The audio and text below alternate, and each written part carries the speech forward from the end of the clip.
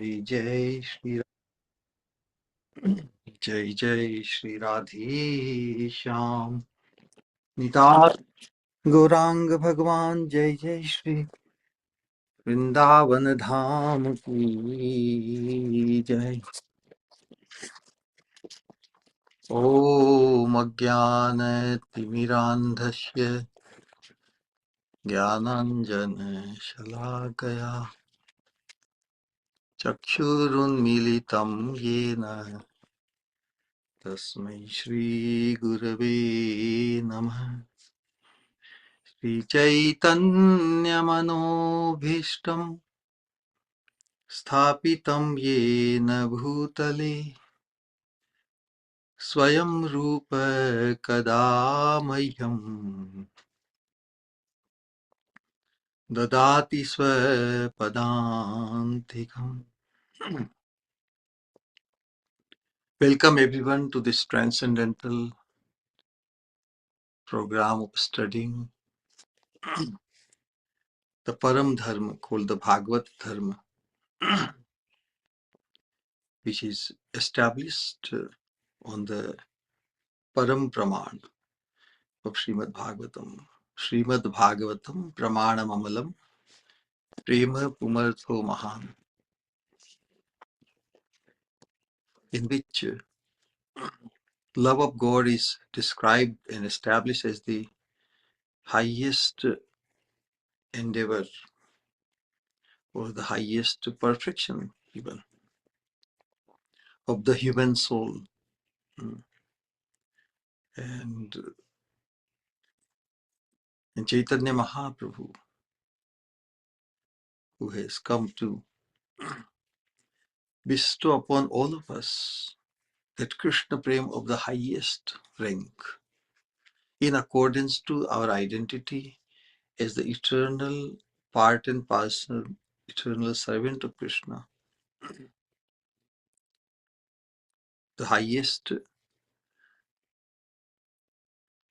level of Krishna Prem is Sri Radha Dasyam, because Srimati Radharani is the embodiment of the highest nature of Prem, Krishna Prem, Madanakhya Mahabhav, superlatively exclusive position she holds. So, for anyone else, one can attain the highest fortune of relishing the sweetness of Krishna's sweetness, or Krishna's Madhurya. Madhurya and sweetness, both are one and the same. So sometimes in expressing, in relishing the sweetness of Krishna's sweetness. So that experience at the highest level is possible only when we become Sri Radha's. Because only through her, only by her inconceivable mercy, we can experience what she experiences, what Radhani experiences through her unique and exclusive sentiment, or the variegatedness of that Madhanakya Mahabhav. She wants to share, of course, she does share with her most confidential associates, because they are so devoted to the exclusively to the lotus feet of Srimati Radharani, and serves and assists in serving all the purpose of Srimati Radharani. So as a reward, she bestows that fortune upon all of those. And of course, that is because she is the most munificent. Radharani is the Karunamai, Param Karunamai. And that same sentiment was carried by Sri Chaitanya Mahaprabhu when Krishna manifested himself with the sentiments and complexion. Because along with the sentiments, the complexion of Srimati Radharani came. Because complexion of Radharani, adorned by when Krishna was adorned by the complexion of Srimati Radharani, it became very catalytic to infuse that Radha Bhava, the sentiments of Radharani. Because if Krishna kept his Shyam Sundar Roop, then it would not, it would block, it will not be that intense. But along with the sentiment, the complexion of Radharani also came to Krishna, and he experienced the unlimitedness of his own sweetness through the sentiment, bhava of Srimati Radharani. So then he also became most magnanimous. So it is the most magnanimity of Srimati Radharani which became manifest in Srimad Mahaprabhu. Although Krishna bestowed love to those who were in Braja Mandal, but that was very limited. But as Mahaprabhu, after his realization of the unlimitedness of his sweetness, and he became very, very eager to distribute that fortune to all of us. And because it is the fortune which he himself experienced by the mercy of Srimati Radharani, by the help of Srimati Radharani. Although Krishna is God himself, but still God has something, something. If God is complete in everything, then he will have to do nothing, correct? So there has to be something even in God missing. That is also part of his completeness. Because if nothing is missing in God, by definition, that is also his incompleteness. Oh, if God is complete, everything should be in him. So he does not know the experience of missing something. So it is Srimati Radharani's disposition of his love which attracted Krishna, and Krishna hankers after it. So that hankering is fulfilled when he assumed the mood and complexion of Srimati Radharani. Well, that created a great fortune, because the glory of Radharani,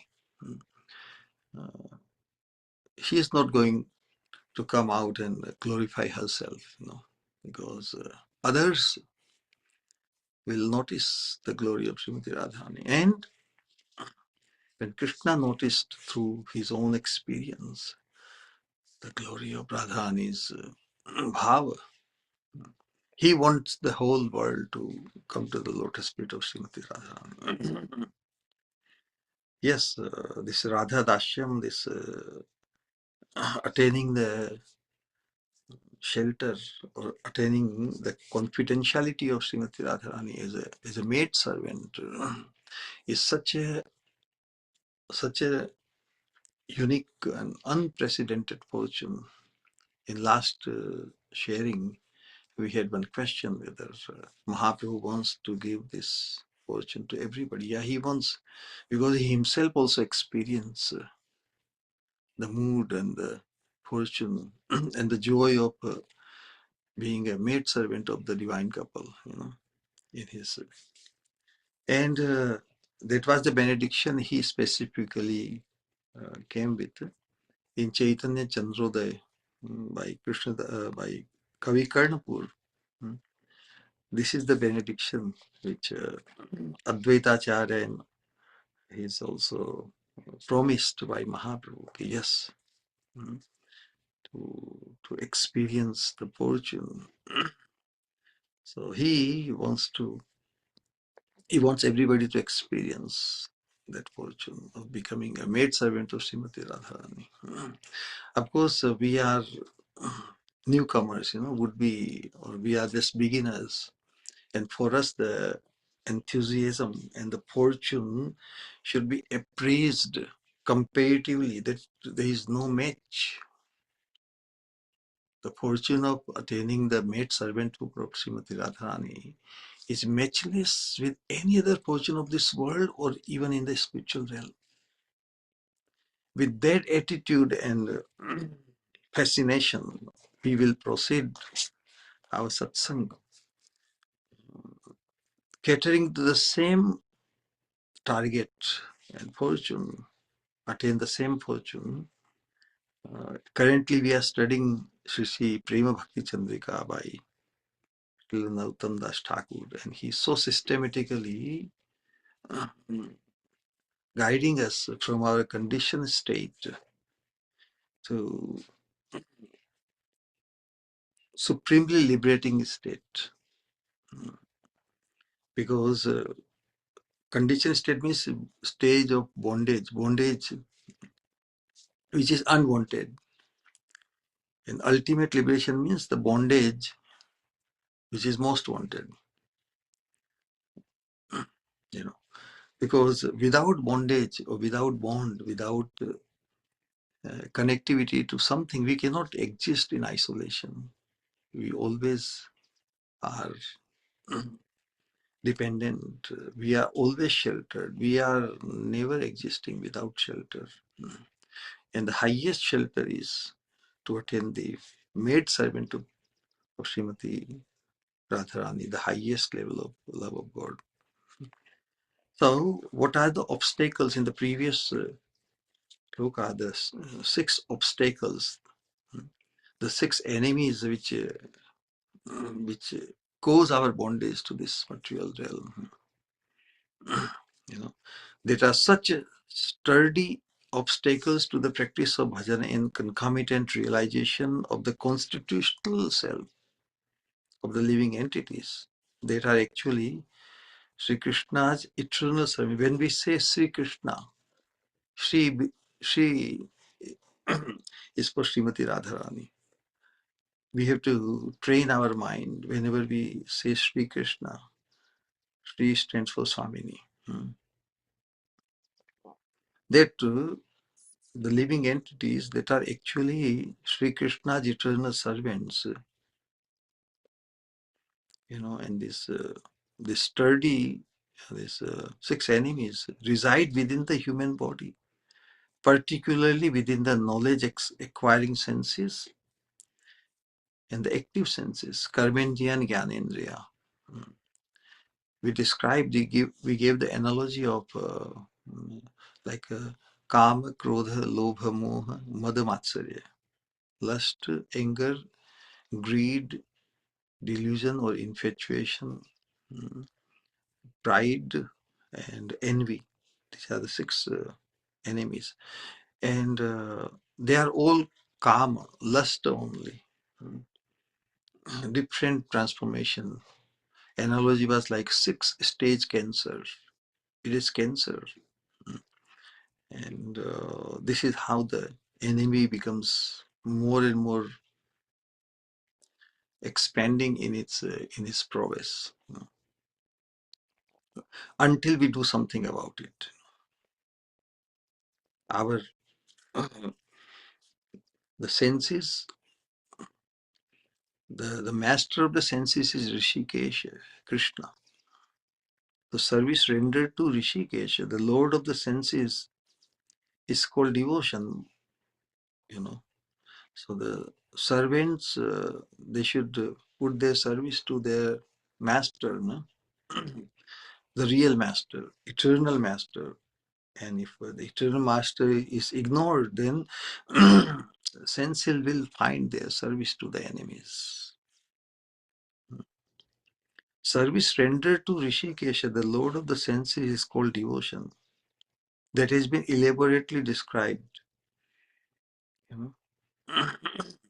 in the previous sloka. The senses of the conditioned souls that are averse to Sri Krishna since time immemorial. This is a conditional existence as part of Krishna's play. When we became conditioned, did we leave the liberated stage and became conditioned? No. Being conditioned is the essential aspect of Krishna's pastimes. Because from liberation, from bondage, one has to come to liberation. Asato ma satgamaya. Give up the temporary. So, our existence since time immemorial in the conditioned state is an essential aspect of Krishna's manifestation. Because Krishna is providing the opportunities, to the conditioned souls to become eternally liberated. And still, so the onus is on the conditioned souls. If the opportunities were not given, then we can think, oh, we were in the spiritual world, or we were in liberated, then we became envious, all these things. The things which don't exist in the spiritual realm, or in the liberated stage, rather. So, our existence in the material realm means we are in the condition state. That's the meaning of condition. So, tatastha Shakti. Then, and because Tatastha Shakti has the capacity to become liberated, that's why Krishna manifests his most loving pastimes in the realm of the three modes of material nature where the souls are conditioned. Trigunatmika Maya, under the control, under the subjugation, or under the supervision of this material energy. And that's why it should not be very difficult. We should not speculate about or when we became conditioned or how we became conditioned like this. We are put as conditioned souls, as one of the energies of Krishna. The energies of Krishna are engaged in uh, providing the facility, providing the opportunity, creating the opportunities to increase the joy of Krishna. So Krishna is Atmaram Aptakam. He relishes in his own identity as the Supreme. Then he has Swarup Shakti, Swarup Shakti Ananda. He, all the internal Swarupa, Swarup Shakti of Krishna provides Ladini, Sandhini, Sambit. They are all acting in unison to increase the joy of Krishna. And still, Krishna is never fully satiated. And that gives us the opportunity that Krishna can pull out something out of us. So then there is a Bhakti Anand. When a conditioned soul becomes a pure devotee, then the flavor of devotion which churns and grows in the heart of a newly pure devotee, and Krishna becomes. So we are all meant ultimately to increase the joy of Krishna more and more and more. And because of that nature of Krishna, we have the opportunity to become the object of Krishna's attraction. Although Krishna is supremely all attractive, but we have the capacity by becoming a pure devotee to become the object of Krishna's attraction. And that is the potential. So, in the conditioned state, the senses of the conditioned souls that are averse to Sri Krishna since time immemorial are naturally inclined towards the sense objects. The eyes are absorbed in seeing scenes of worldly beauty. The ears are thirsty to hear the world's greatest songs as well as nonsensical gossip. The tongue is greedy after the savor of the greatest sweets. The nose is eager to smell the most exquisite scents, and the skin is very eager to touch the softest and most blissful objects. The active senses are as much absorbed in enjoying their favorite sense objects as the knowledge acquiring senses are. The speech is engaged in speaking worldly topics and gossip. This is the nature of a conditioned soul described. Most of us, all of us, we have passed through, or we have been passing through this thing still. The hands are and feet are expert in performing all kinds of worldly duties, and the genitals are absorbed in enjoying yonavritti. From beginningless time, the senses of the conditioned souls who are averse to Sri Krishna have been floating on a current towards the sense objects. It has become the second nature of the conditioned soul. And the strikes of these enemies like lust, etc., that reside within the body. At first level is called just lust, At second level, then the krodha, the anger. Third level, greed. Fourth level, delusion, infatuation. Fifth level, pride. Sixth level is envy. So the strikes of these enemies like lust that reside within the body has increased their speed and power. The senses have now, instead of being ruled by the master of the senses, Krishna, they are ruled by these enemies. Wow.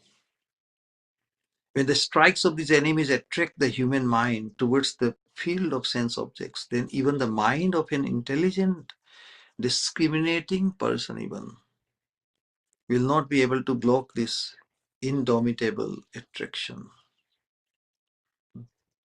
Senses are let loose. Mind has also no control over it. So it's always the senses over the mind. We discussed that point. If the senses are regulated somehow, or, who will regulate the senses? That also we considered. That identification with the soul proper, then one will be able to take control of oneself. Yeah. Even discriminating person will not be able to block this indomitable attraction. As a result, keho karo badhya nahi hai. Nobody obeys anyone. This is like the anarchy. No, no proper king is in control. The enemies like lust do not obey the senses do not obey the mind of the discriminating person, and the mind also does not obey the intelligence. In this way, the independent and unsubmissive enemies and the senses have been dancing within the consciousness of the conditioned soul. What a precarious position. Now we have to come out of it. Now. So, Bhagavad Gita, Lord Krishna gives a wonderful analogy. Hmm. The Lord says to Arjuna, Indriyani paranyahur indriyebhya param manah. Manasastu para buddhir yo buddhir paratastu sah. This is the end. Evam buddhe param buddhva samstabhyatmanam atmana jahi shatru mahabahu kamarupam durasadam. These two slokas of Bhagavad Gita, they are the actually for a sadhaka, the highest or the ultimate directive to come out of the conditioned state.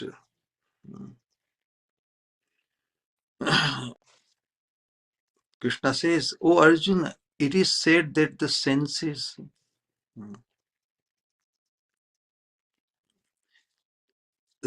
are higher than the body. The mind is higher than the senses. The intelligence is higher than the mind. And the soul is even higher than the intelligence.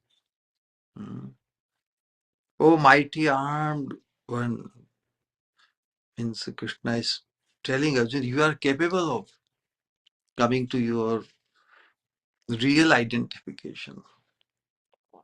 above the identification with the mind, with the body and the senses and so forth. You are capable enough to come out of that misidentification, knowing thus that the soul exceeds the intelligence. The soul is superior in hierarchy, even to intelligence. Ascertain yourself through yourself. So here, very interesting. As we here, this acknowledgement is very essential to attain the liberated platform from this material bondage. Of course, as we discussed, ultimate liberation is to become bonded in our true identification with Krishna. Ascertain yourself through yourself. In other words, realize that you are Krishna's eternal servant and that your body and your senses are simply illusory designations. But here is another angle.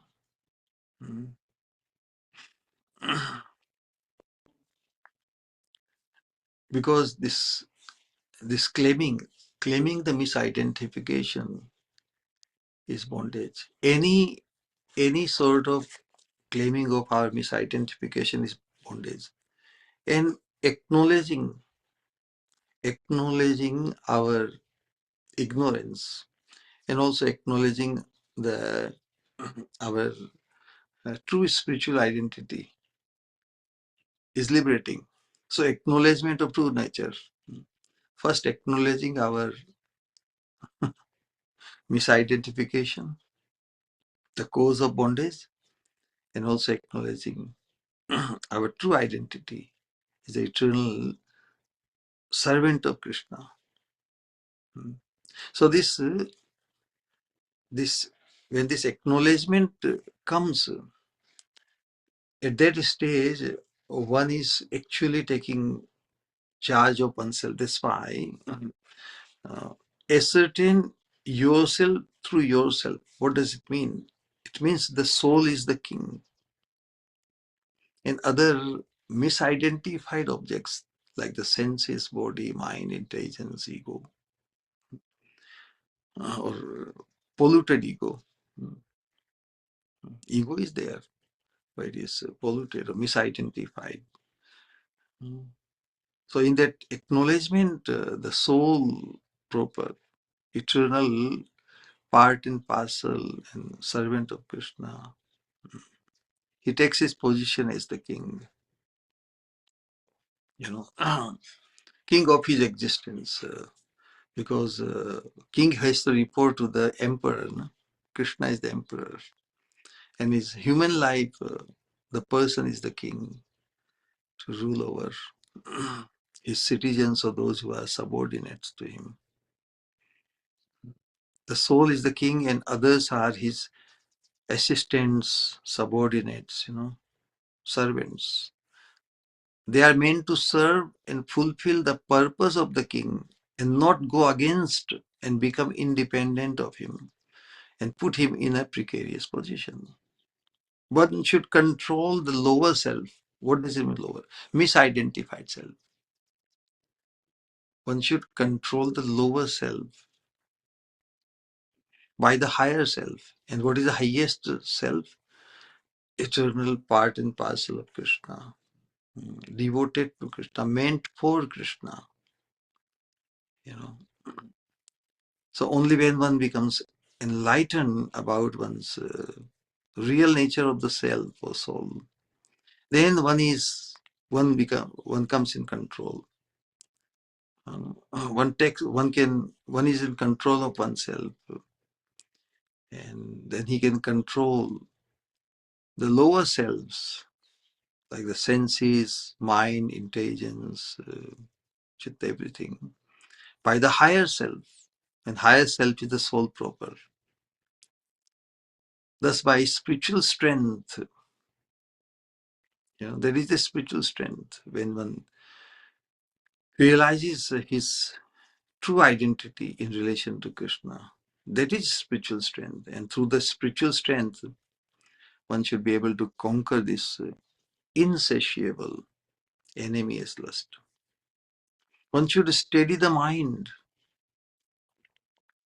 One should steady the mind by deliberate spiritual intelligence. So, same thing. Ultimately, the soul has to take control in order to make the best use, get the best out of the means given to us. We are given this human body, intelligence, mind, and everything to target to the our absolute end, not to keep us entangled further and further and further. So when we think of the self, sometime one thinks the body is the self, correct? Someone think I identifies with mind is the self or the soul proper. So this is how through this culture we come out of this bondage.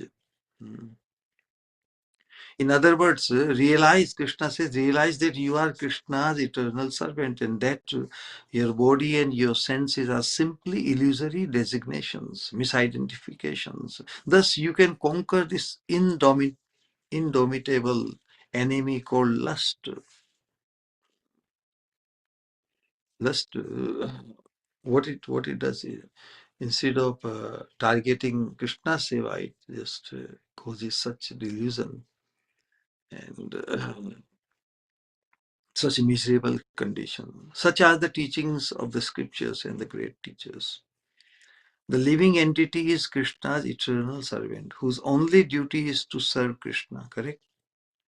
The body and its belongings and relatives are the gift of Maya. The body and its belongings and relatives are the gift of Maya that have nothing to do with the real identity of the soul.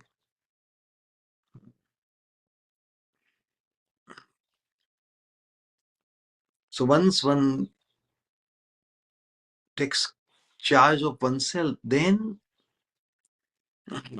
he can see others in proper perspective. If the soul becomes engaged in Krishna service, then everything related to his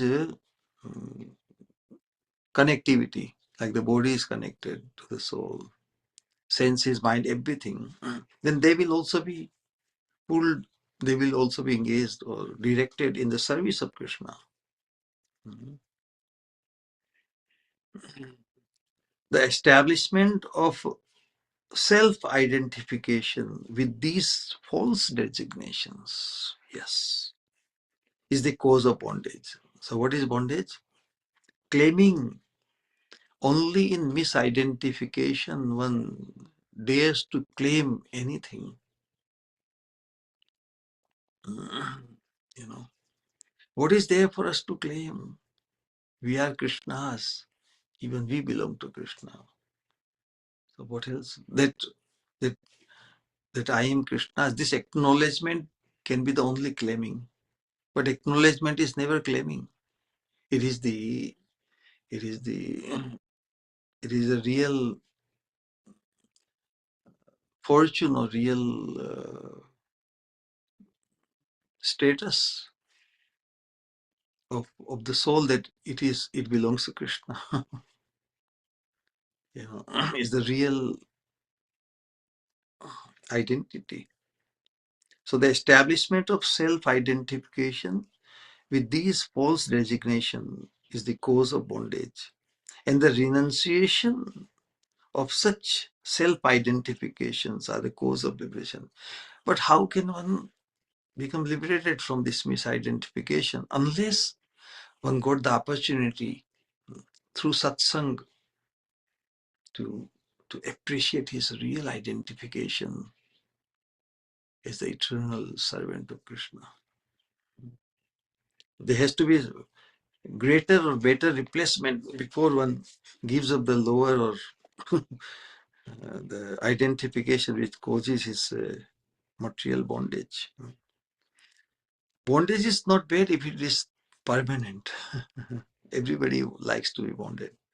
Because without bond with something or someone, how can one express one's feelings and willings and doings?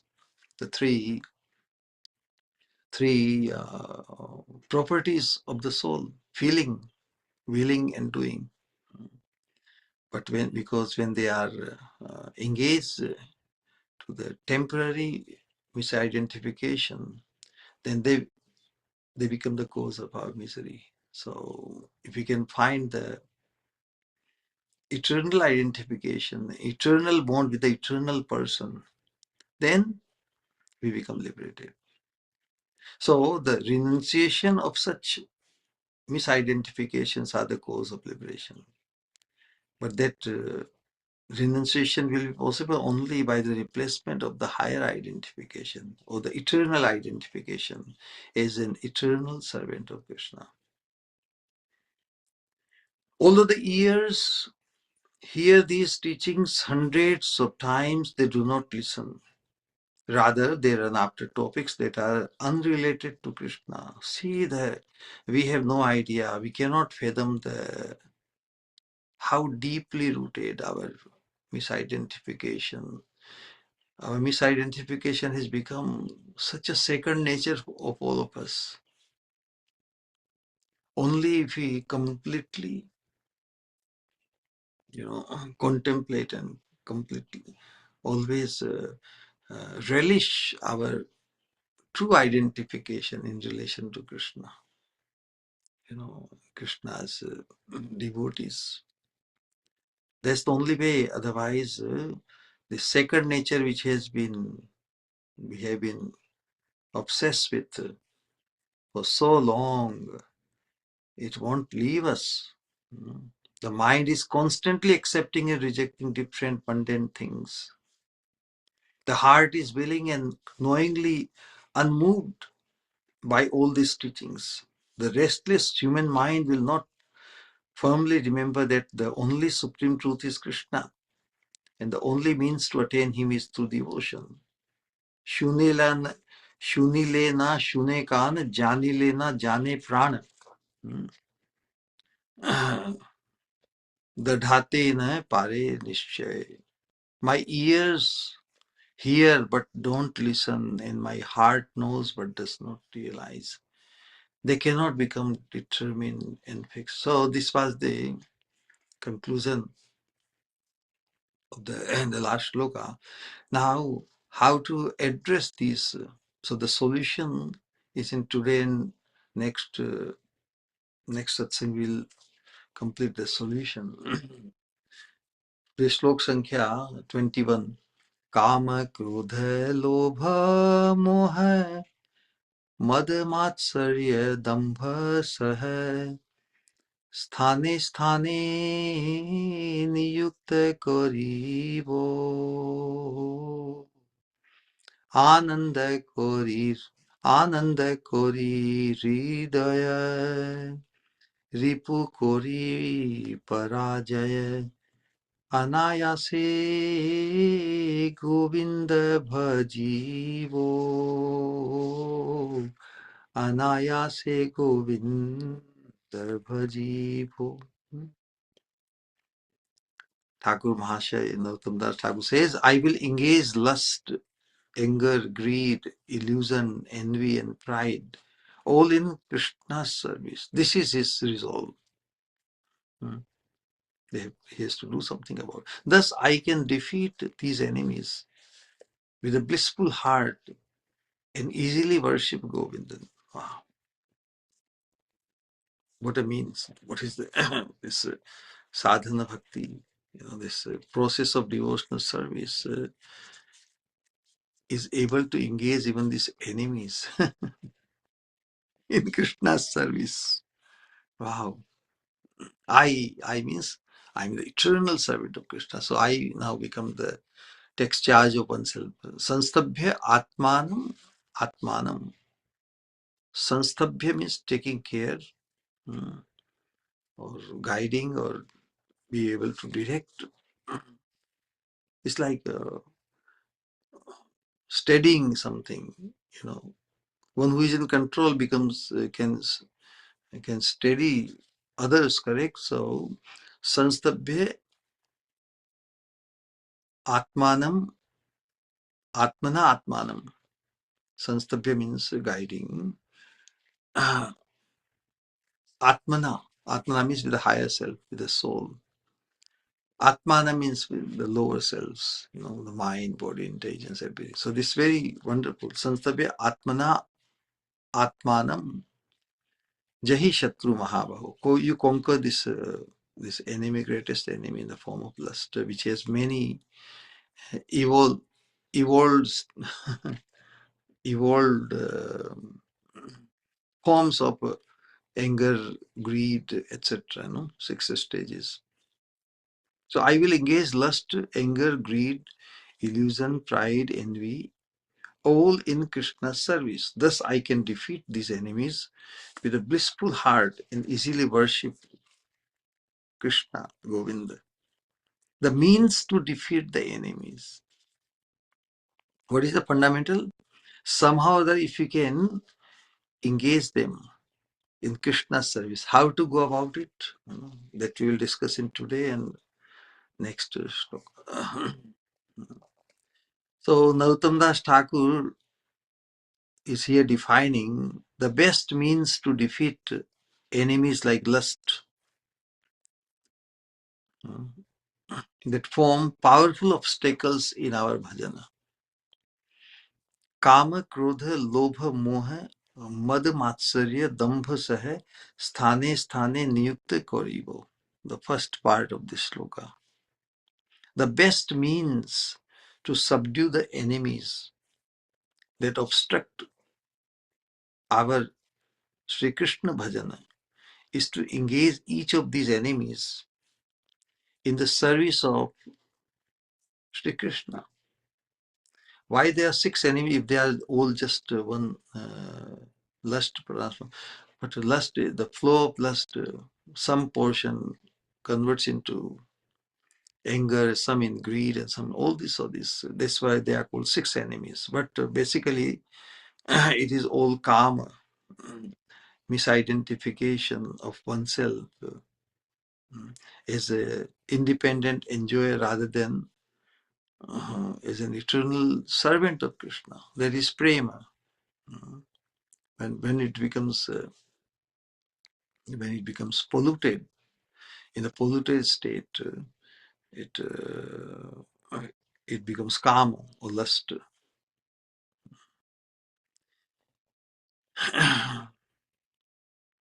So what is the best means? Somehow or other, engage these enemies in the service of Krishna.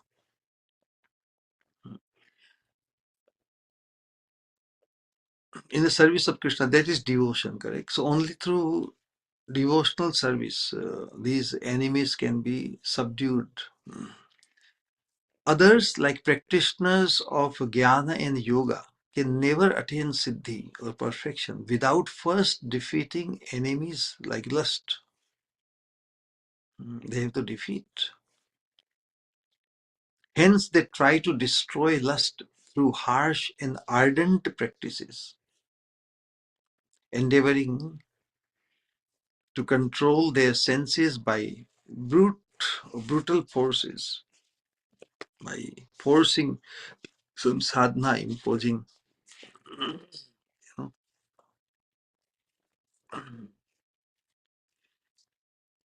Wow, it's very.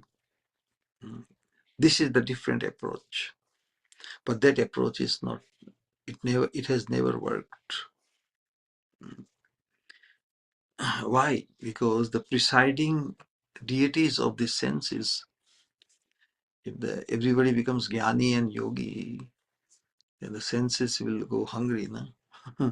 They will not be given the doses of sense objects. So then the presiding deities of this senses, the demigods, they don't like it. you know. So those who through the process of jnana and karma, jnana and yoga, endeavoring to control their senses by brute force, but the demigods don't like it. Demigods that reside over each of the senses are fond of enjoyment. They are enjoyers. They do not like such harsh austerities meant to control the senses. Therefore, what they do, when they see a strong gale of sense pleasure, like hurricane, great force, great force of sense pleasure approaching, they forcibly throw open the gates of the senses. They are the presiding, correct, controllers over our senses. And when they see the sense objects coming in the direction of the senses, they forcibly throw open the gates of the senses. This strong force of sensuality enters into the heart of the jnanis, because they haven't, jnanis and yogis, they have not found replacement of these forces in the service of Krishna. That's the difference between devotee and the jnanis and yogis. Bhogi, sense enjoyers, jnanis and yogis. Yogis and jnanis, although they don't want to fall prey to the sense gratification, but because these forces they have not channeled in the service of Krishna, that's why they have trouble. So this strong gale of sensuality enters into the heart of the jnanis and blows out the candle of his transcendental knowledge or determination, and all this is vows. Then the jnani is left with no other choice than to enjoy material household life once more. Krishna's Maya is very powerful. No one is able to transcend her power through his own means without taking shelter at Sri Krishna's lotus feet and attaining his grace. What a wonderful instruction, Srimad Bhagavatam. Narad Muni's instructions. Yat pad pankaj palasa vilasa bhaktya karma shayam gratitam udgratha yanti santa hai. Tadvanna rikta matayo ritayopi. Tadvanna rikta matayo yatayopi ruddha shroto ganasta maranam bhaje vasudevam.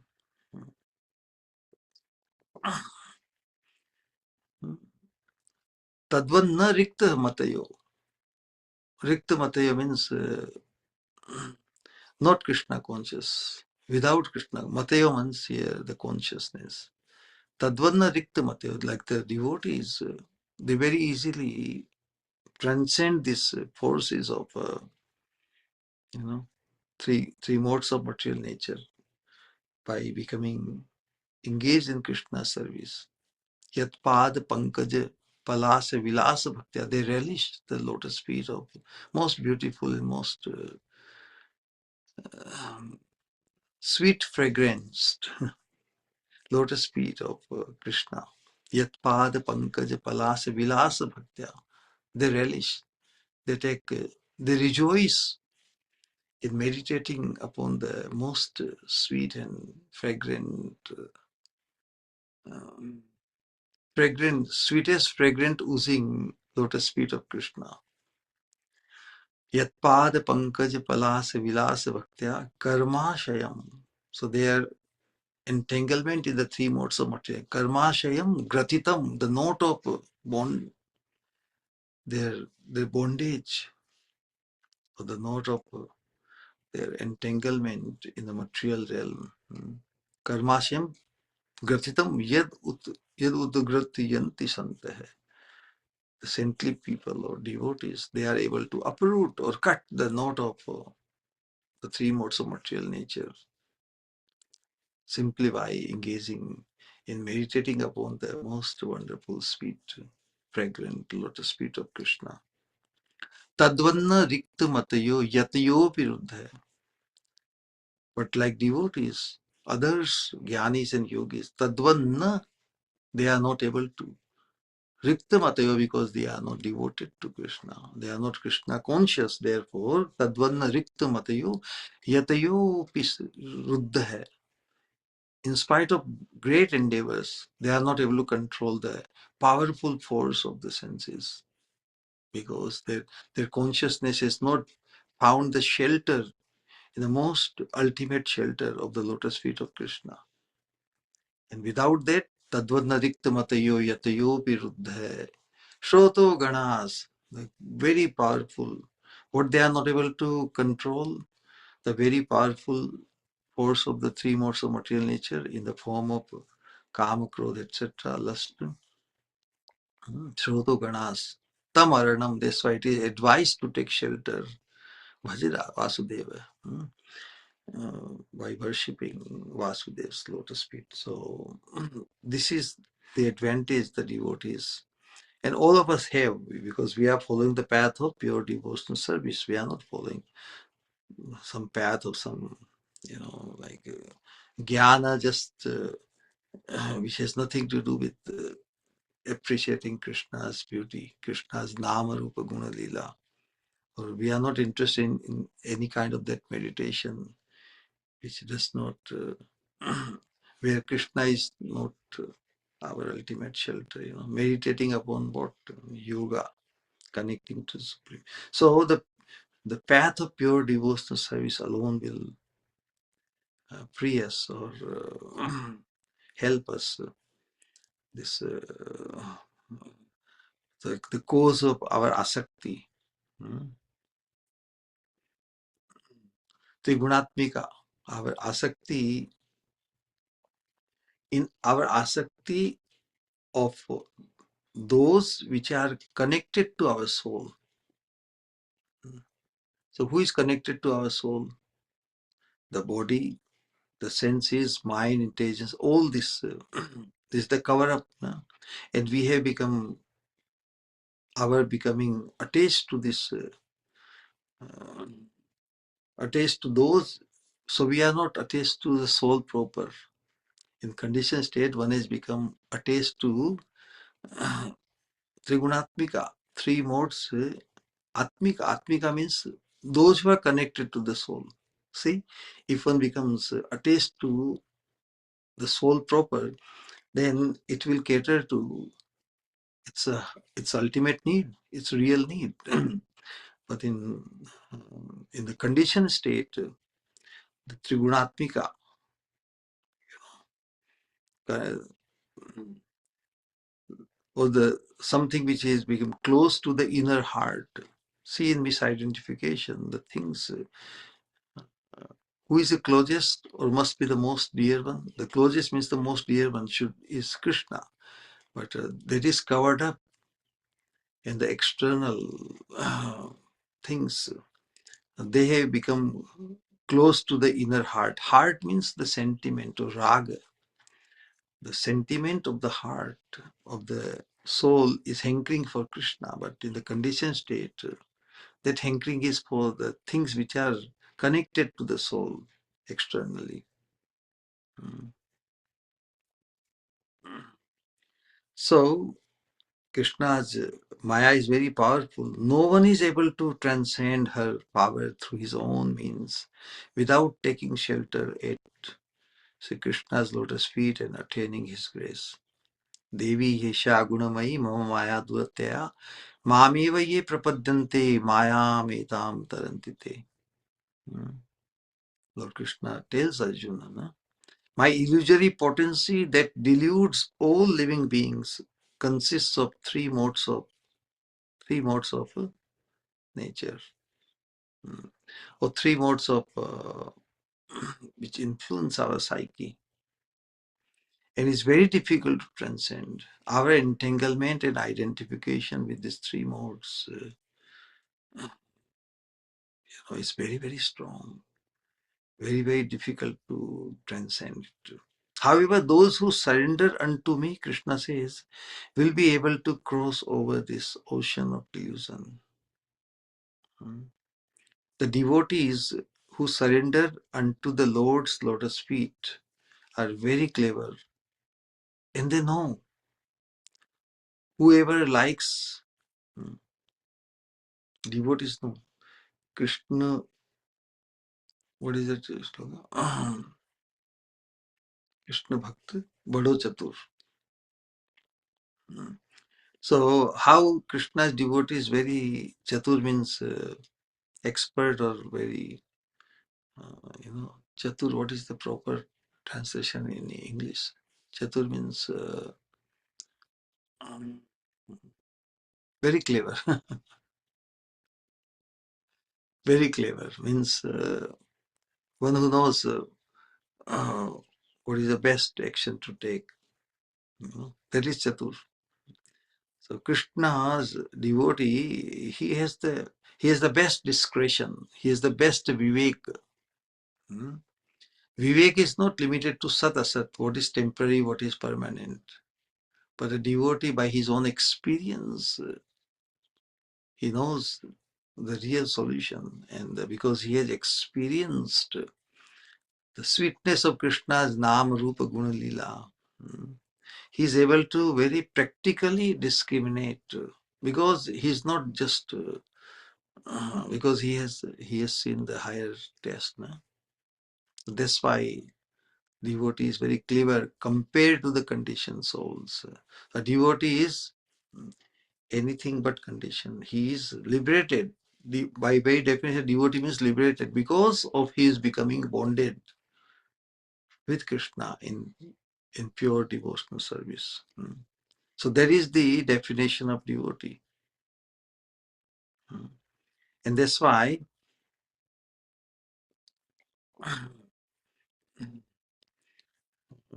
devotee knows that devotee knows the situation of a conditioned soul. Whoever likes flavor will desire flavor, correct? All the senses yearn for so sour sensual flavors. If they do not relish a higher taste, they will never be able to renounce the disgusting taste of sense pleasure. Wow. Because there is no replacement, there is no other option. So even the sour sensual flavors they cannot give up. Because the very nature of the soul is to seek joy, ananda, akhanda ananda, uninterrupted. But because they don't have where to find, where to connect that uninterrupted, akhanda, unlimited ananda in Krishna, and that's why they remain stuck with this, even this, sour sensual flavors. If they do not relish a higher taste, they will never be able to renounce the disgusting taste of sense pleasure. Hence, tadeva ramyam ruchiram navam navam tadeva shashvan manaso mahotsavam. Same nature. Uh, Yamunacharya also, he was a king. But when he was introduced to the beauty of Krishna, then he sings, Yadavadhi Yadavadhi mama chetah Krishna padar vinde nava nava rasa dhamni udyatam rantu masit tadavadhi bat nari sangame smaryamani bhavatu mukhu vikar sushtu nishtipanam cha. He just spits at the very thought of his association with women. So that becomes the realization of a devotee. The ever fresh and delicious sweet flavors of Krishna. The ever fresh and delicious sweet flavors of Krishna. Yamunacharya says, Yadavadi mama cheta. Ever since my mind has been attracted to the beauty and the sweetness of Krishna's lotus feet, Yadavadi mama cheta Krishna padarvinde navanava rasa dhamani. Navanava rasa dhamani udditam rantu masid, the relishing, the ever new fresh flavor of Krishna's, relishing Krishna's Nama Rupa Guna Leela, etc.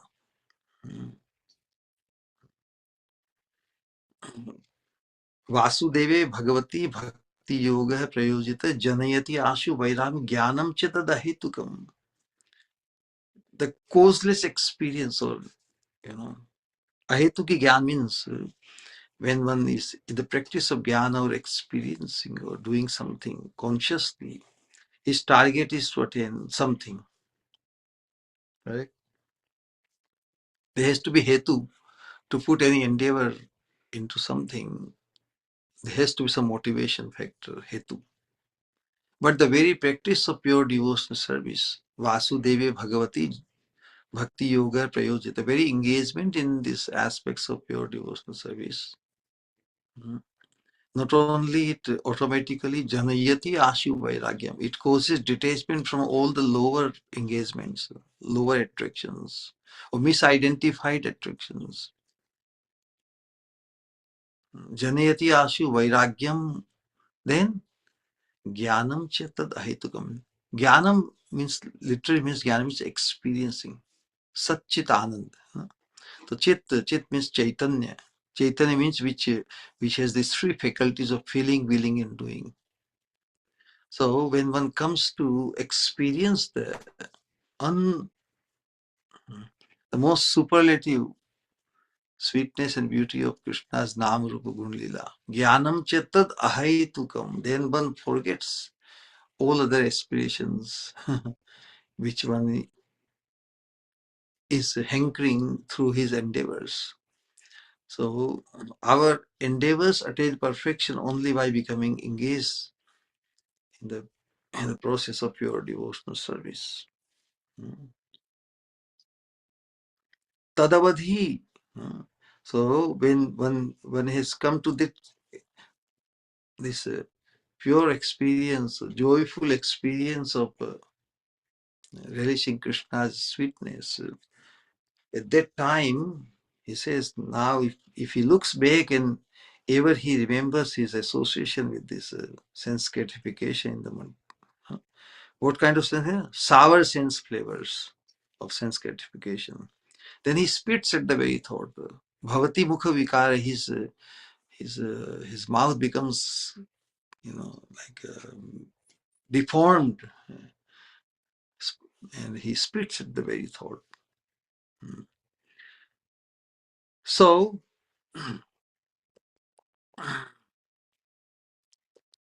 the ever fresh and delicious sweet flavors of Godhead will come to their minds and senses to give them great delight. Then the senses and the mind will renounce the disgusting taste of sense objects forever, and be forever blessed by immersing within the ocean of sweet Bhagavad Rasa.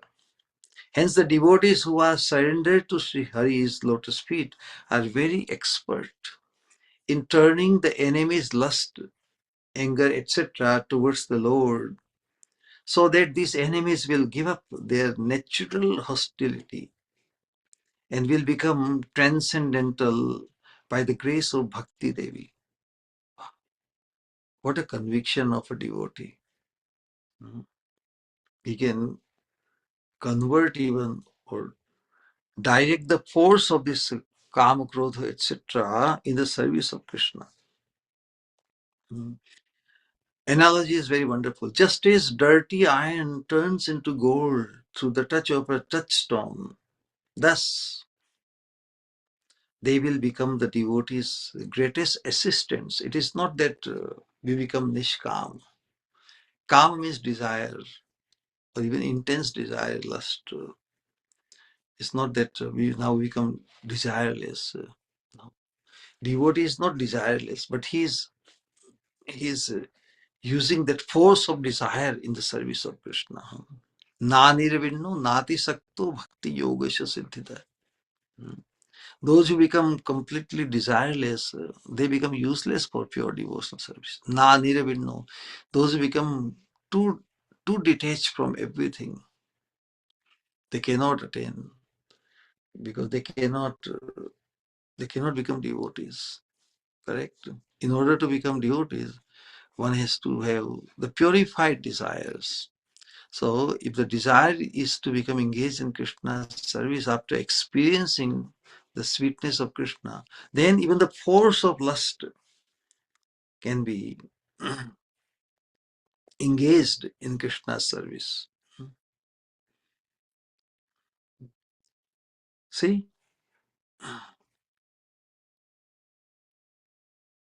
So devotees are very expert in turning the enemy's lust, anger, etc. towards the Lord, so that these enemies will give up their natural hostility and will become transcendental by the grace of Bhakti Devi. So it's like a transcendental lust. It becomes Krishna Seva. Na? The force. Lust basically means intense desire to have something or do something. So that intense desire becomes transcendentalized in the service of Krishna. Intense desire. One gives it all out. One wants to become fully consumed to be able to do service to Krishna. It is same passion, just as a lusty person is hankering very passionately after, the opposite gender. Same intense thought process and total absorption and consumption to be able to do some service of Krishna according to one's capacity of the mind, senses, everything. But the focus and the motivation, attachment, obsession is of that nature.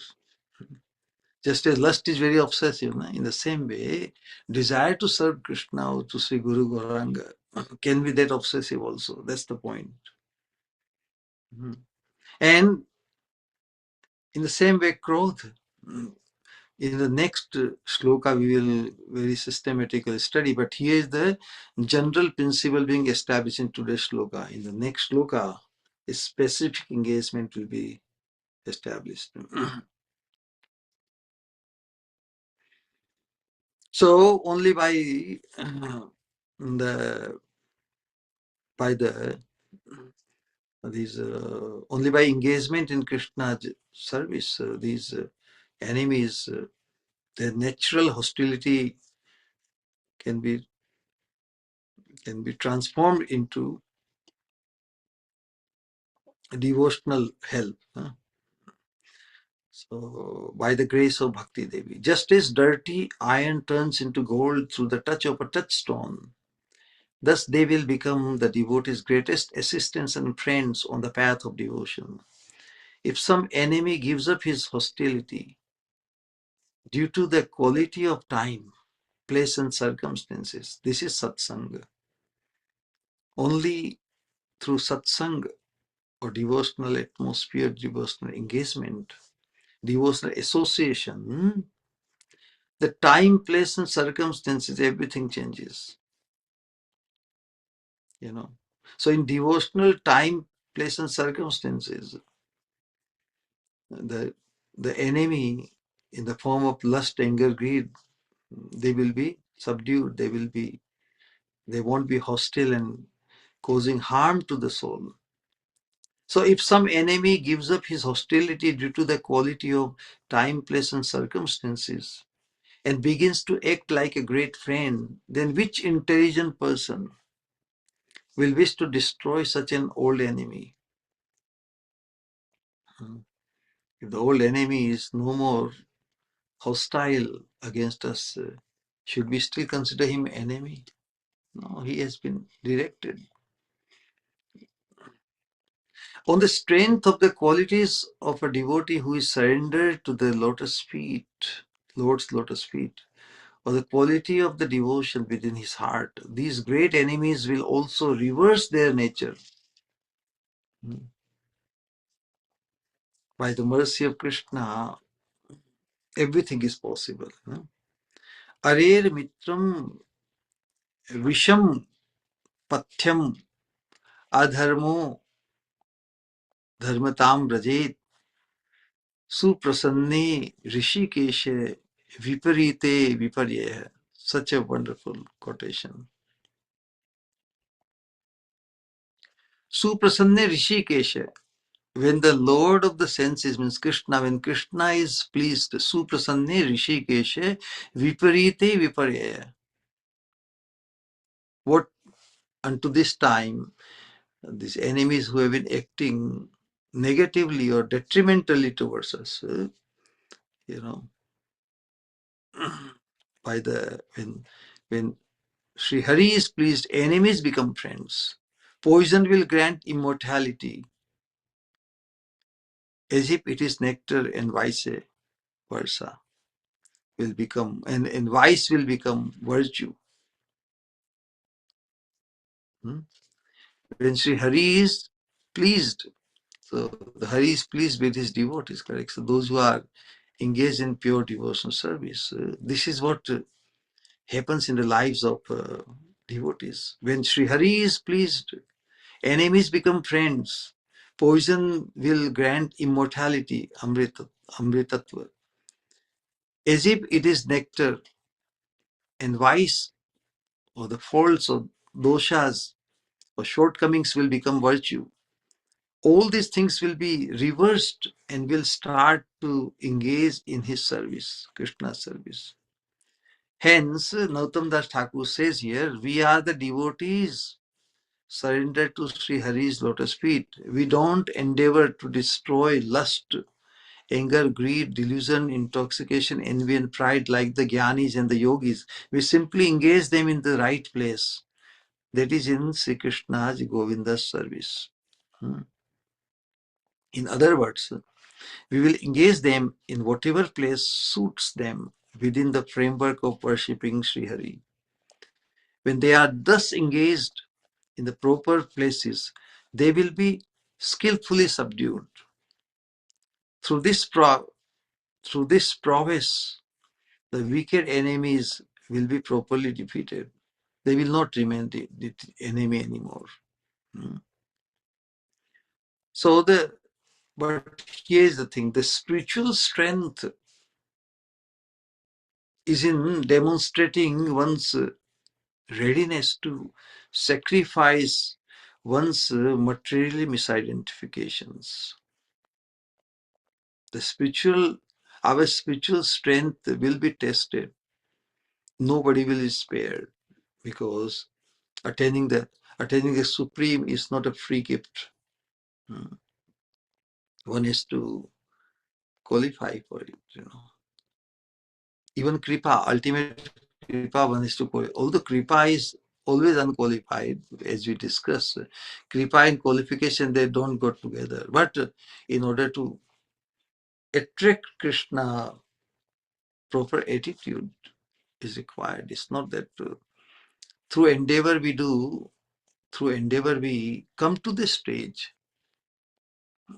where we can hanker for ultimate kripa. But until we come to that stage, how will we hanker? We don't know what to hanker even. So as a sadhakas,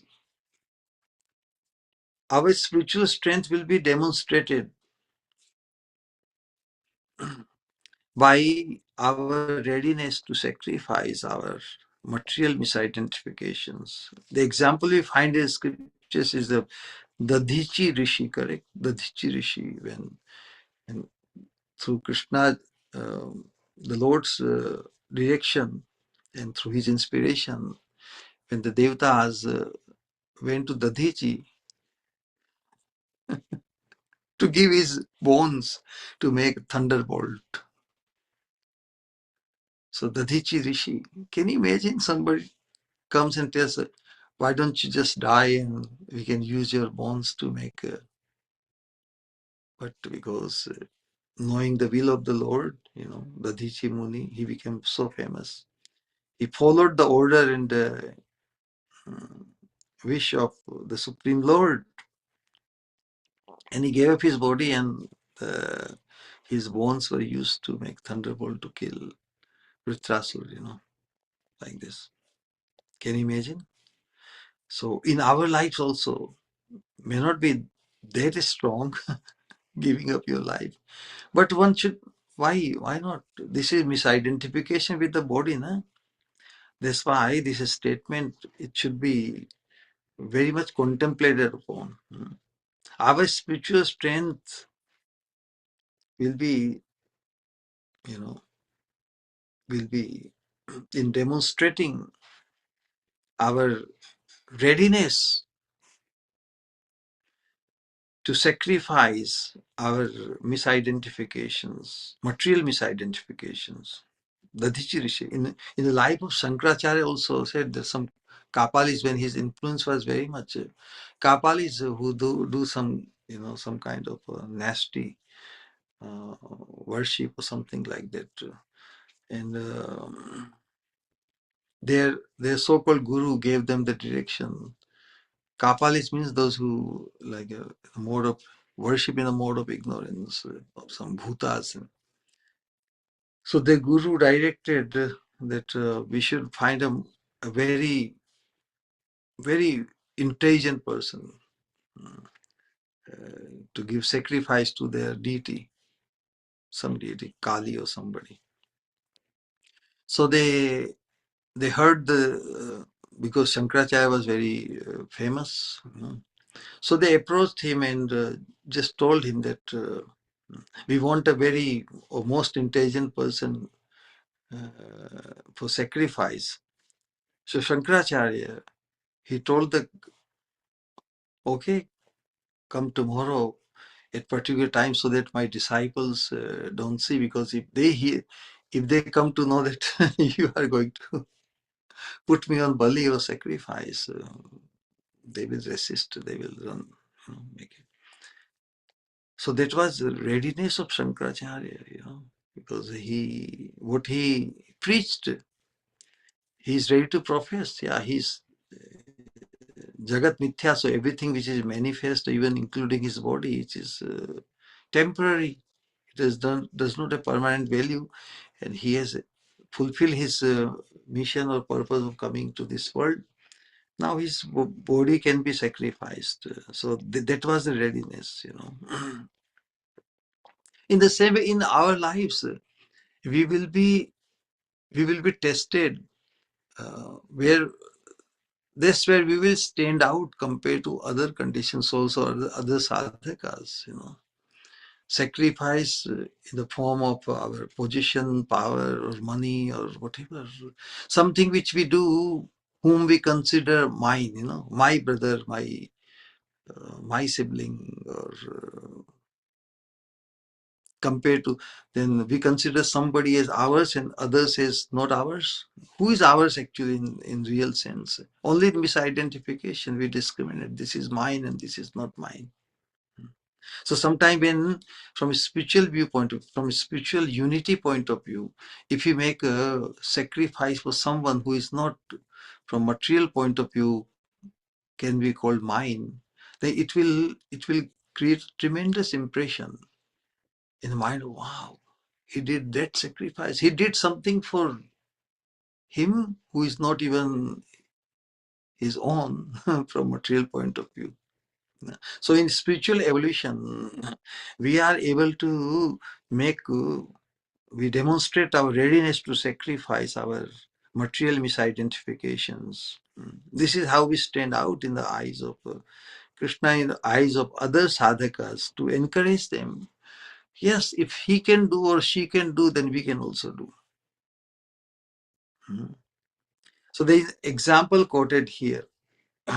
It's a very far out example, of course, but it just prepares us that if it comes to that point, are we ready? It requires tremendous strength, spiritual strength. So how this spiritual strength is demonstrated, it's an amazing story. So in olden days, there was one powerful wicked king who became filled with envy after he heard the glorification of a popular virtuous king who was less powerful than he, whose kingdom bordered his. He defeated him and occupied his kingdom due to his envy, because he was gaining so much fame and prestige. And this very powerful, he could not stand the glory of another person. So he defeated him and occupied his kingdom. So what the king, the famous or the very virtuous king, he fled. No? But this action of this king, this made the citizens even more disturbed with the wicked king, and thus they began to glorify the virtuous king even more. Now, the wicked king is after this virtuous king. So what the virtuous king he will fled, no? He will flee. The wicked king then became so agitated from the fire of envy that burned within him, that he announced that anyone who would bring him, the virtuous king or famous king, who would bring, bring him the severed head of, the deposed king, would receive a reward of 100,000 gold coins. It's a great fortune. When a deposed king heard of this announcement, he fled into the forest and disguised himself as an ascetic, growing a mustache and matted locks in order to save his life. Now what happens next is very fascinating. One day a Brahmana was hard pressed for money he needed for his daughter's dowry, of his daughter's marriage. So he entered into the forest in search of the deposed king. The Brahmana, when he heard the announcement made by the wicked king that anybody who can bring the head of that king, then he can get this much money. So the Brahman, being very greedy after money, he said, well, if I can find this king, then let me do something. So he entered into the forest in search of the deposed king, where he accidentally found him in the disguise of an ascetic. He did not recognize him. He told the disguised king of his plight, because he is in the ascetic. He is like a saintly person. He has become. So he is appearing like a ascetic, saintly person. So a household person, when he is in trouble or he is in need of something, he approaches saintly person, and by the blessing of saintly person, his need is taken care of. So this is the nature. So he told the disguised king of his plight, and the king replied, "O Brahmana, why are you searching out this unfortunate king in hope of money?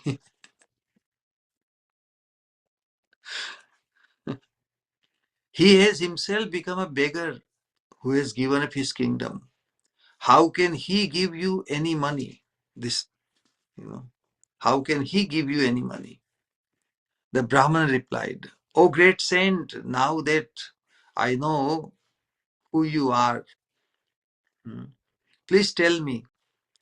It is my firm faith that meeting a greatly munificent person, in whatever condition he may be now, will certainly free me from my want."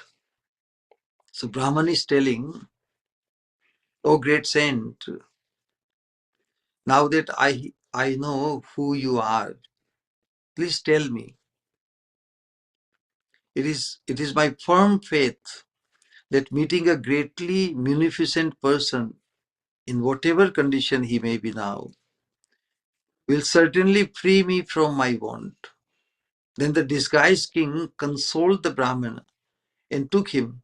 So the Brahman is demonstrating his faith that since I have met such a renounced saintly person, so something good will happen.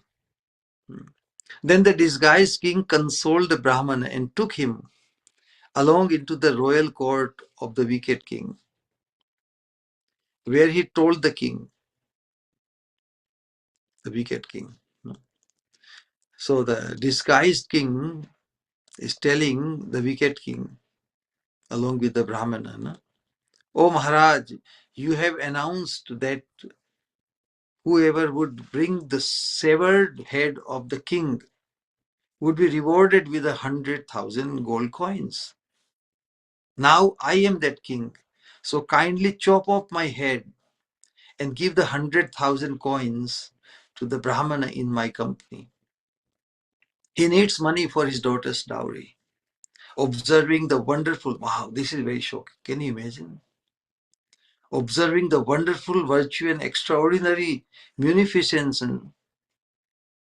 of the king, of the kind king, wicked king became speechless and had a change of heart from the root up. So if such conditions, such position or some, so that's why I'm saying that our spiritual strength will be demonstrated only by our readiness to sacrifice even any misidentification with which conditioned soul is very attached. But an enlightened soul or only a pure devotee can demonstrate such readiness to sacrifice the things which are very dear to the conditioned soul. So observing the wonderful virtue and extraordinary munificence of the king, kind king, the wicked king became speechless and had a change of heart from the root up. He went down,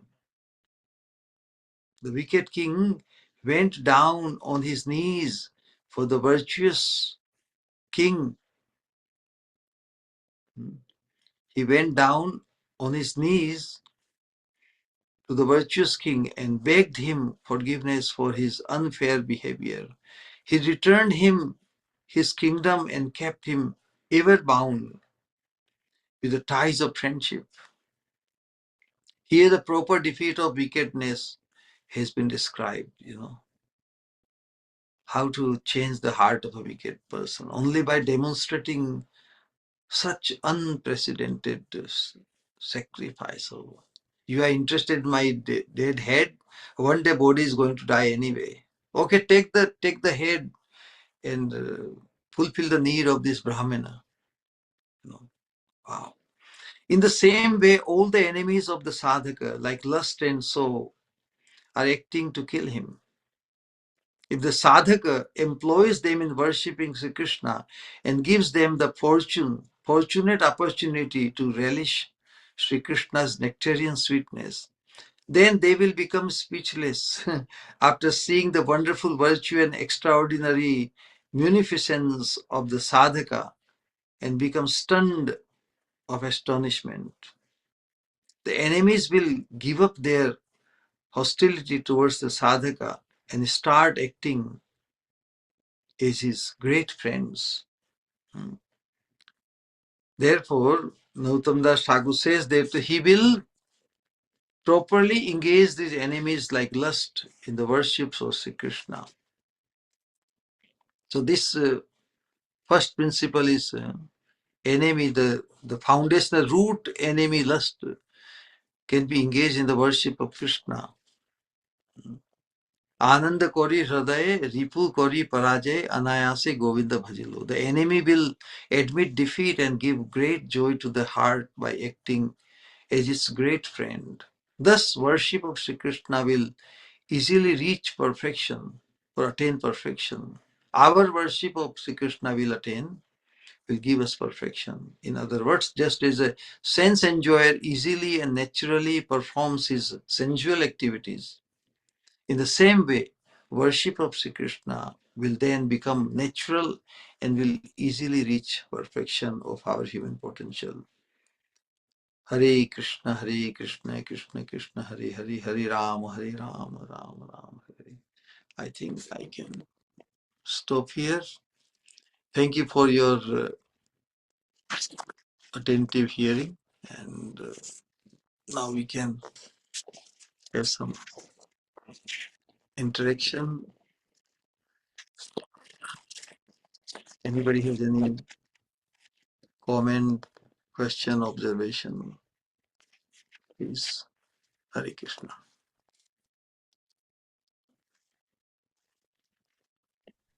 Hare Krishna, Dandavat Pranam Shri Guru. Hare Krishna. Welcome. Amazing class, Shri Guru.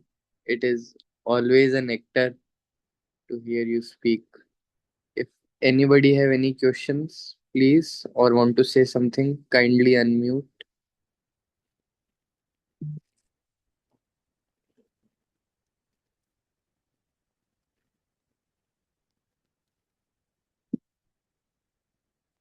Yes. Hare Krishna, Sri Guru Pranams. Hare Krishna.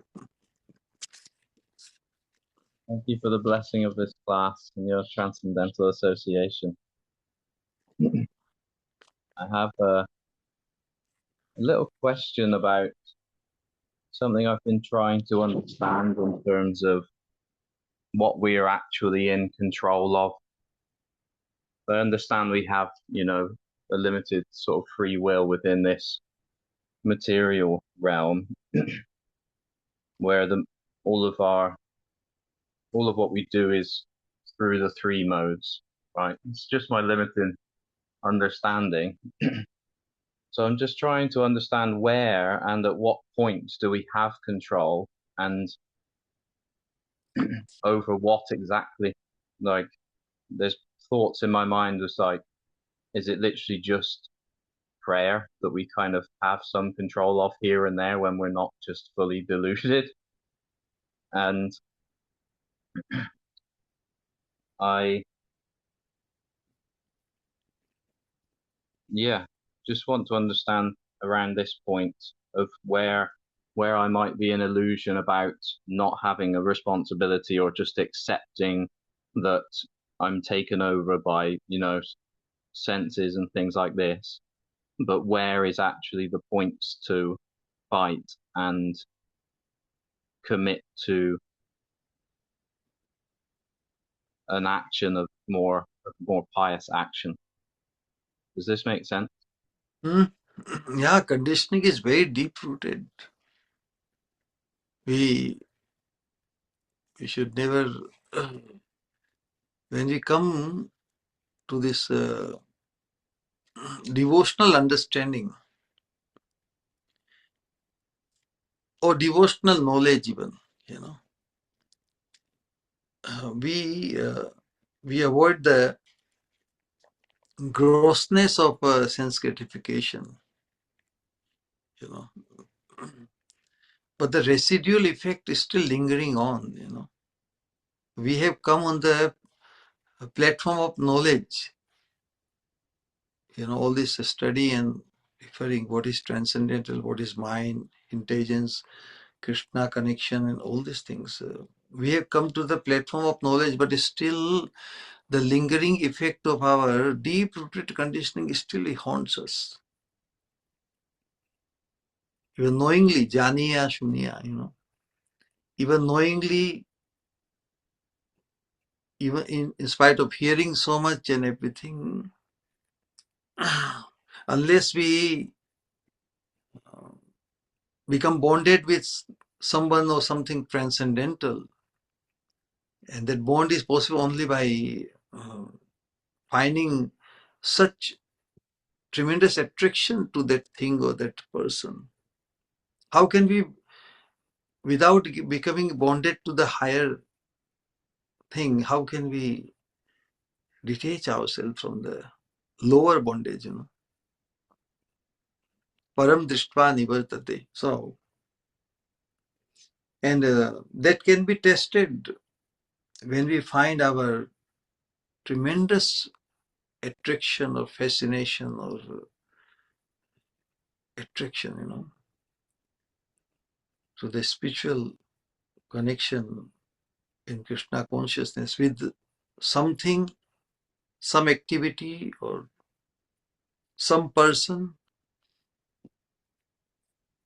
That attraction will pull us out of that material bondage. There's no other way. The process of jnana and yoga and other engagements, they don't address the problem at the root. Only the pure devotional service gives us the knowledge and the fascinating knowledge about our true identity is an eternal servant of Krishna, the most beautiful, you know. So this misidentification is being addressed here. Mm. So how long it takes to completely become absolved, become freed from this misidentification will depend on two things. One is our desire that yes, this material bondage and material misery situation has been lingering for so long. We really want to come out. I really want to come out of it. So Krishna, please help me that I become bonded with someone so divine, so pure, you know. So in proper perspective, it's like black and white. In a devotee's life, there is no gray area left. In the material dealing, you know, there's always a gray area. That's why in material duality, gray area means duality.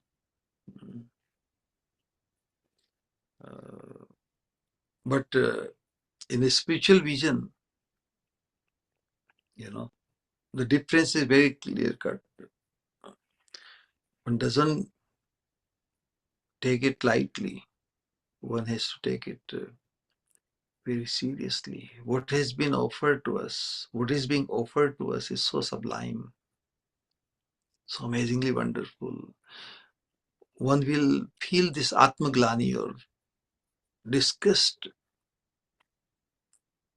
for one's misidentification. I am so divine. I am Krishna's. I am Srimati Radharani's. I would be Srimati Radharani's atrocious maidservant. And where am I stuck here? You know.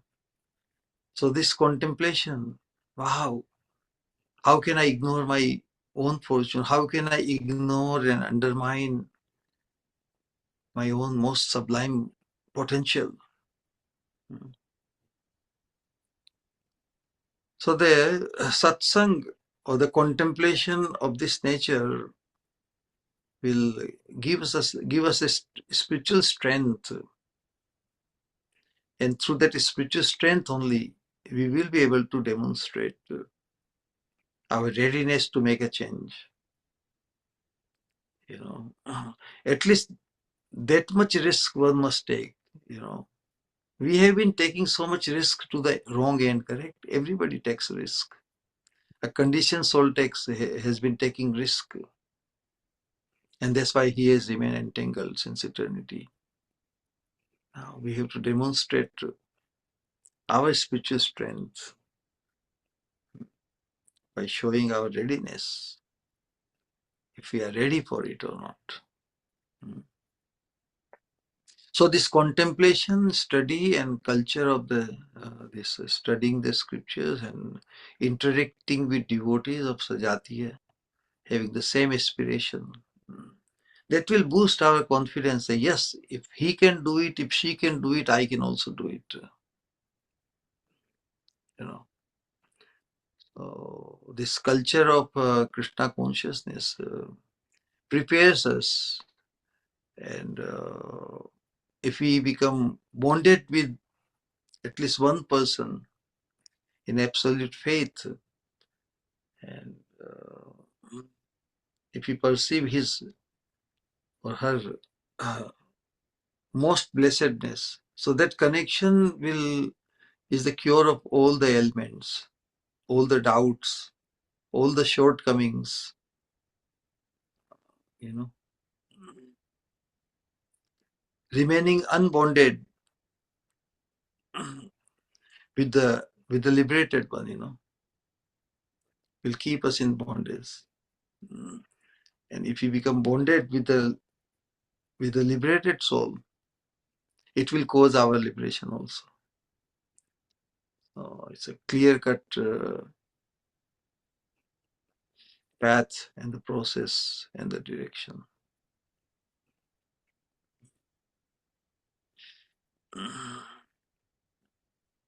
There is no other shortcut to success, because other cuts have failed us, na?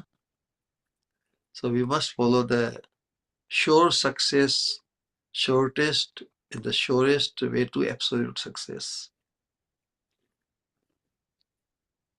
And if we can collect our togetherness, we can feel that determined and ready for that move, then everything else becomes very easy. It's not something impossible. A conditioned soul, as long as he thinks that, oh, I cannot do it. But if something cannot be done, something cannot be modified, modification is possible in every human being. This modification is what makes us different from the animals. And we can do it. Others have done it. So if they can do, that's why the association, Sajatiya Sangha, provides us with sufficient encouragement and the strength to make us move in the absolute direction and make us demonstrate our spiritual strength by taking right actions. And it's ultimately our contemplation as to who we really are.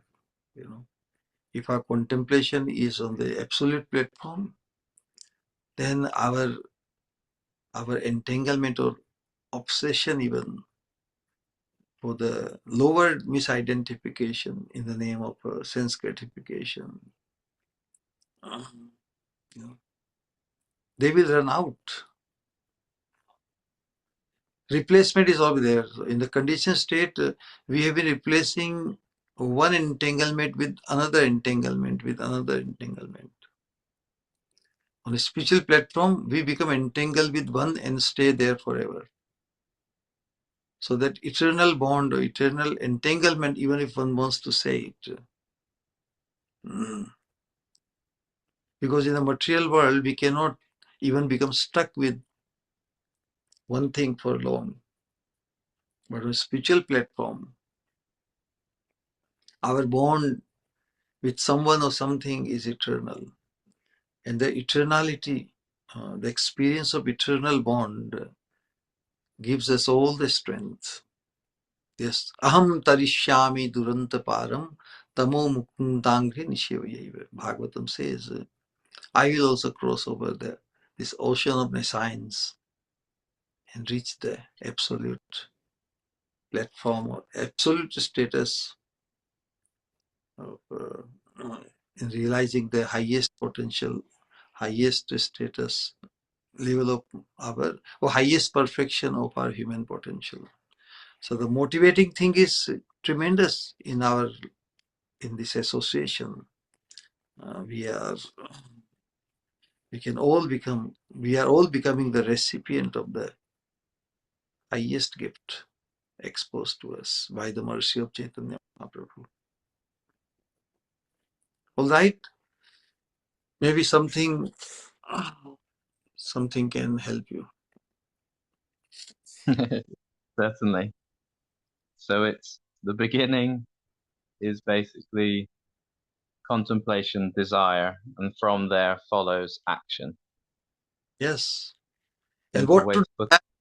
what to desire is being discussed here. Na? We are not desiring. We have to modify and transcendentalize our desire. That's so, because one has to take the pride. As much as one takes a pride in material misidentifications as to who I am, in the same way, that spiritual pride has to be ignited.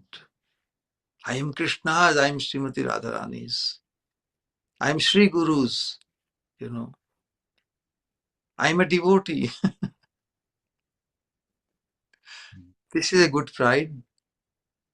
Now, if one identifies with this pride that I am a devotee, now one has to become a devotee, correct? And to become a devotee means letting go, demonstrating the spiritual strength to sacrifice any aspect of our existence which is not devotee, which is aspiration to being a devotee. The soul is only a devotee. Soul has no other decoration possible. So all the unwanted, misidentifying decorations of the soul in the form of attachment to this body and bodily relations, they will leave because they are not helping the purpose of the soul, which is to be fulfilled in this human form of life. All right? Hare Krishna. Thank you for giving us hope. Welcome. Pranams. Sri Swamini Matayastu. All right. Hare Krishna, Shri Guru. Hare Krishna. Shri Guru, tomorrow is Ekadashi. So Yes. I have a question. What should our mood be on the day of Ekadashi? Yeah. So what we have been studying in last couple of, like basically 11 senses, 5 knowledge acquiring senses, 5 active senses, Karmendriya, Gyanendriya, and the Man. Man means basically the whole Antakaran. Mana, Buddhi, Ahankara, Chitta. So all these 11 senses, 11 senses are also described in Brahmaji's prayer also. So the 11 senses can be engaged in the service of the Lord of the senses.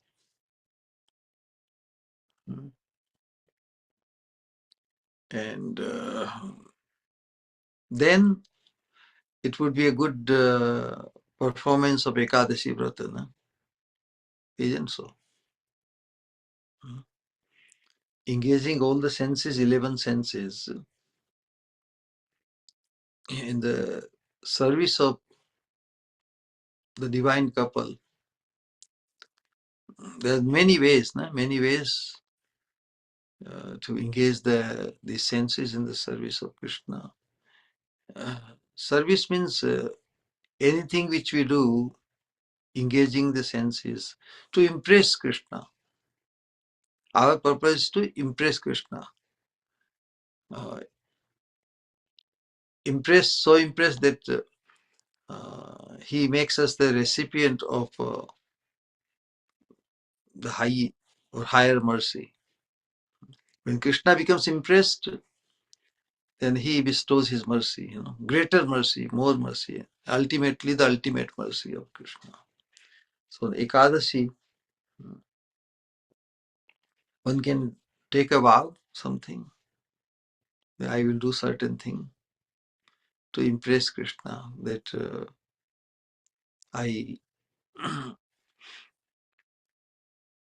it is that I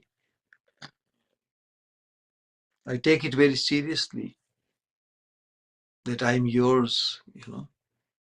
So please,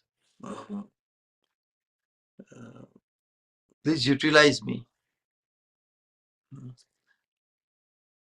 with myself in control of my praja, this 10, 11 senses, I'm offering these 11 senses to bring some joy. And so that's why when we do chanting, bhajan basically means bhajan is the connotation of seva. And seva is the connotation of pleasing the sevaspad. Bhaje dhatu, seva bhav. In order to perform seva, one needs closeness to the person we want to serve. Na? So bhajan brings us, draws us closer to Krishna in order to serve him. And serving is meant to please him. So we can demonstrate our readiness to engage all our 11 senses, to bring some joy, to impress Krishna. Impressing Krishna means to please him. Na? If we do something, if we think something, if we speak something that will be attractive to Krishna, then Krishna will be pleased and he will bestow more mercy, more mercy and more mercy. So that way we can take this opportunity of observing Ekadasi. And if something is so good, why not observe, or why not utilize the same principle every day? So for us, every day could be Ekadasi. So certain festivals and days are come in order to raise our consciousness at the Ekadasi level, correct? But that consciousness can be sustained all the time also. So we can take the opportunity of this special Ekadasi, Why they call it special Ekadasi? Bhima, Nirjala Ekadasi, correct? So can you sustain 24 hours without drinking water?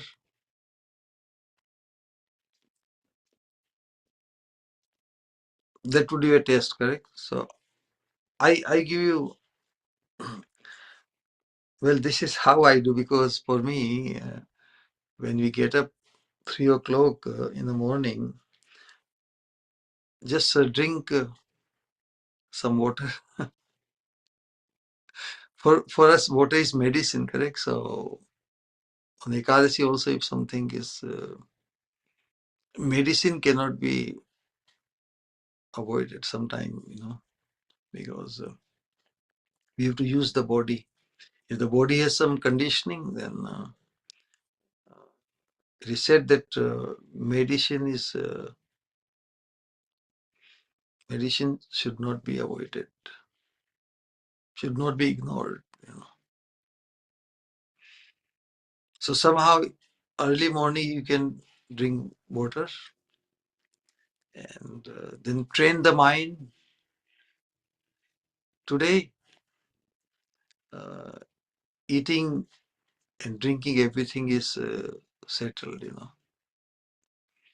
But if one cannot, it is said that this Nirjala Ekadasi, sometimes people, those who do not do, like Bhima, they take the example, or the Bhima would not do all the Ekadashis. Then Krishna gave him, since at least do this one Ekadasi without water, that will take care of other Ekadashis. So those who don't do other Ekadashis, they think that by doing this one Ekadasi, they have become like Bhimasena, following that example. But since most of us, all of us follow every Ekadasi, so there is not a very stringent, at least one can do with a minimum, if one has to remain properly engaged in service of Krishna. That's why we don't kill, we don't force, we don't put body through unnecessary, unpalatable, or very austere situations, because our enthusiasm to perform more bhajan should be there. Austerity just for the sake of austerity is what's the use? You know, our purpose of doing anything is to please Krishna. Vasudeva para veda, Vasudeva para makha, Vasudeva para yoga, Vasudeva para kriya, Vasudeva param jnanam, Vasudeva param tapah, Vasudeva param yogo, Vasudeva paragati.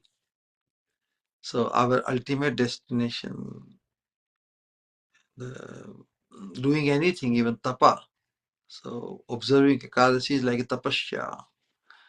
Is only to demonstrate our love or our desire to become more Krishna conscious. So if that purpose is always remembered, then we can observe Ekadasi in the best way. It's not some ritual only. It is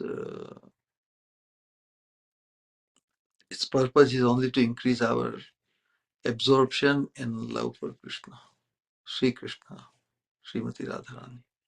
For that sake, Hare Krishna. कोटि प्रणाम श्री गुरु. हरे Krishna. Nitai Gaur Premanande, Hari Hari Hari Hari. All right then.